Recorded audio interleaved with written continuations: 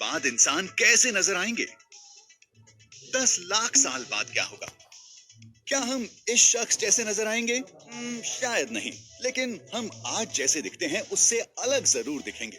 हमारे शरीर के कौन से हिस्से इवॉल्व यानी विकसित होंगे?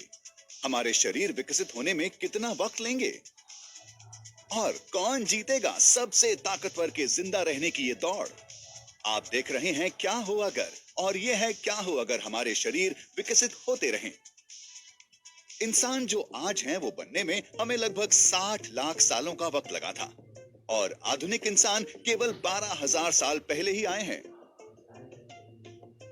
और इतने कम वक्त में भी इंसान थोड़े विकसित हुए हैं। हम लगभग 10 सेंटीमीटर लंबे हुए हैं, और अब हम बचपन के बाद भी दूध से बनी चीजें खा सकते हैं। तो अगर 12,000 सालों में ये चीजें हो सकती हैं, तो हम आने वाले लाखों सालों में कहां पहुंच जाएंगे? फिर एवोल्यूशन यानी विकास है क्या? एवोल्यूशन का मतलब है जेनेटिक बनावट में आने वाले वो बदलाव जो एक प्रजाति के अंदर वक्त के साथ साथ आते हैं। ज्यादा फायदेमंद लक्षणों वाली प्रजातियों के वंशज ज्यादा होते हैं, यानी ये लक्षण आने वाली नस्लों में भी दिखेंगे।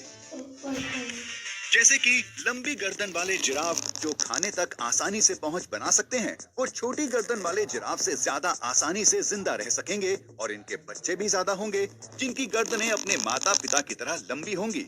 और जैसे जैसे वक्त आगे बढ़ेगा, छोटी गर्दन वाले जिराफ खत्म हो जाएंगे और लंबी गर्दन वाले जिराफ बचे रहेंगे।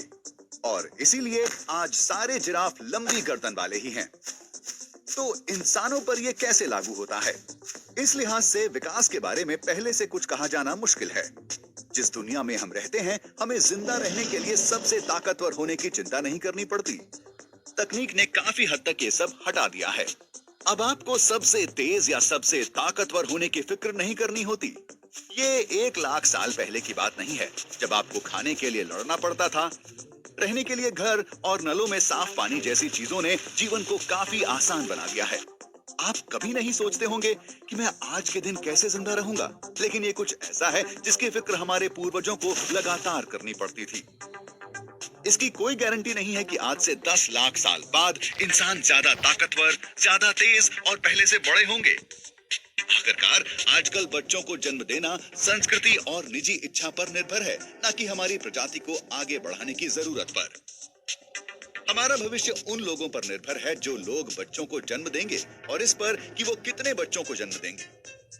अगर जो लोग स्वाभाविक रूप से ज्यादा वजनदार हैं और जिनमें स्वास्थ्य संबंधी दिक्कतें हैं, वो ही आने वाले 10 लाख सालों में बच्चों को जन्म देते हैं, तो इंसानी सभ्यता भी ऐसी ही हो जाएगी। लेकिन हमें शायद इन प्राकृतिक चीजों की चिंता करनी ही न पड़े, बल्कि हम ये सब होने के पहले ही पूरी तरह से तकनीक से हाथ मिला चुके होंगे। साइबरनेटिक हाथ, ब्रेन चिप और लेजर वाली आंखें, ये सब मुमकिन हो सकता है। न केवल ये, बल्कि हम बच्चे के पैदा होने के पहले ही उसके जीन्स में बदलाव भी कर सकेंगे, जिससे विकास की बात ही खत्म हो जाएगी। इससे हम कई बीमारियों से और हमें नुकसान देने वाले कई जेनेटिक लक्षणों से निजात पा सकेंगे। लेकिन अगर हमारे पास ये आराम ना हो और हमें पुराने तरीकों से ही विकसित होना हो, तो कुछ चीजों का होना संभावित है।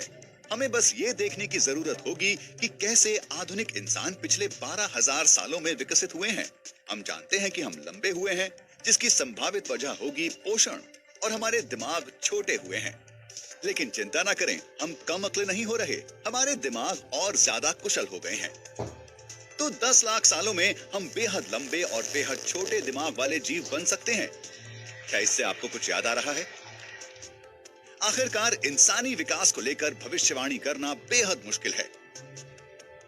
ऐसा इसलिए कि विकास हमारे वातावरण पर निर्भर करता है, और कौन जानता है कि आने वाले 10 लाख सालों में पृथ्वी का क्या होने वाला है।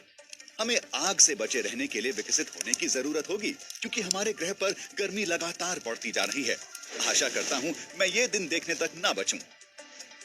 या अगले 10 लाख सालों में हम शायद मंगल जैसे दूसरे ग्रहों पर रहने लगें।